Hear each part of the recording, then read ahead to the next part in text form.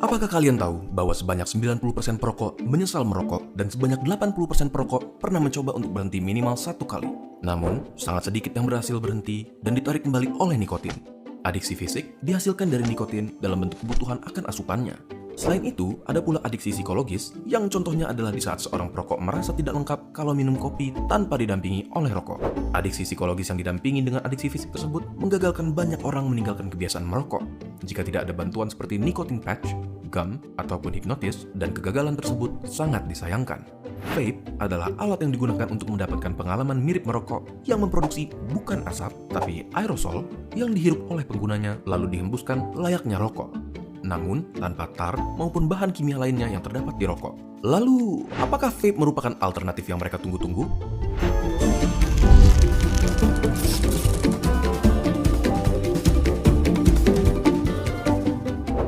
Jika kalian sudah menonton video kami yang sebelumnya mengenai rokok, kalian pasti tahu bahwa merokok melibatkan pembakaran tembakau dan beberapa bahan kimia lainnya, dan membuat penggunanya kecanduan akibat kandungan nikotin di dalamnya. Asupan nikotin yang sangat dicari ini bisa digantikan dengan vaping menggunakan cairan atau liquid yang mengandung nikotin demi mendapatkan tingkat kepuasan yang sama, dengan aktivitas menghirup dan menghembus yang identik dengan merokok.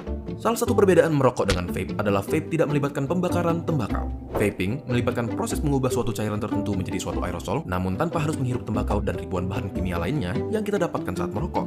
Walaupun tidak sepenuhnya, hal ini mengurangi risiko kerusakan terhadap paru-paru dan jantung.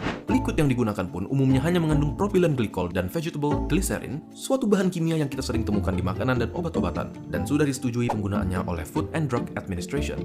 Terlepas dari fakta bahwa terdapat risiko bronkiolitis atau sering dikenal dengan sebutan popcorn lung dan beberapa penyakit lainnya, forum di seluruh dunia mengklaim banyaknya orang yang berhenti merokok sepenuhnya dengan transisi ke vaping dan bahkan mengklaim merasa lebih sehat dari di saat masih merokok. Perlu kita ingat bahwa walaupun vape diciptakan pada tahun 1963, vaping baru mulai dikenal pada tahun 2001 dan tidak ada konklusi yang layak untuk menyatakan efek jangka panjang untuk vaping. Untuk sekarang, vape memang dianggap sebagai alat yang berpotensi karena resiko kesehatan yang jauh lebih rendah dari rokok. Salah satu faktor yang perlu dipertimbangkan dengan penggunaan vape mungkin adalah stigmanya, di mana masyarakat cenderung tidak bersedia berpikiran terbuka mengenai vape karena menganggap vape sama dengan merokok dengan menghirup dan menghembuskan asap, dan tidak bersedia menerima penjelasan bahwa yang mereka kira adalah asap ternyata merupakan aerosol bebas tembakau maupun tar. Kami sama sekali tidak mendukung maupun mencegah kalian dalam menggunakan alat ini, karena kami mempersembahkan fakta-fakta ini dari sisi kesehatan dan gaya hidup untuk dijadikan pertimbangan bagi kalian yang berniat berhenti merokok maupun mempunyai pandangan tertentu terhadap penggunaannya. Bagaimana menurut kalian?